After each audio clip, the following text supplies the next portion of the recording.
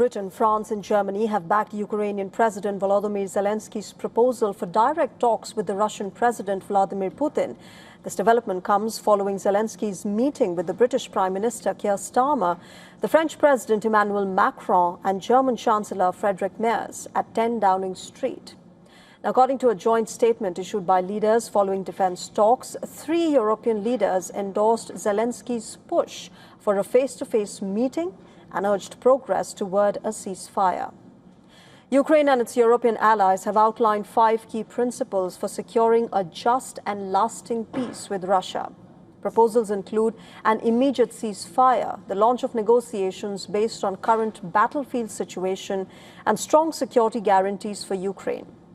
European leaders also stressed that the US must remain actively involved in the peace process, even as President Trump's attention has increasingly turned to the conflict involving Iran.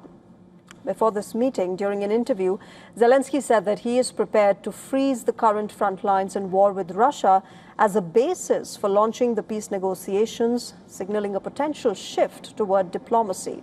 In fact, he also added that any talks would need to preserve Ukraine's sovereignty and security, while emphasizing that a ceasefire alone would not be enough to guarantee a lasting settlement. Yes, it's the quickest way. Of course, I want to freeze, not just freeze the conflict, because we want to live in Ukraine, not just stop the war. We want to stop, and stop the way when the war will not come back because of some crazy people and etc. if they want to come back with this war after some pauses. So it's not the idea just to freeze, but the quickest way to freeze. And to freeze and move it to diplomatic sector, to diplomacy, to negotiators.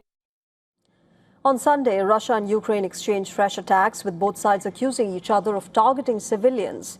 In Ukraine, Russian strikes in the southern Zaporizhia region killed at least 2 people, while 3 others were reported dead in 2 separate attacks elsewhere in the country.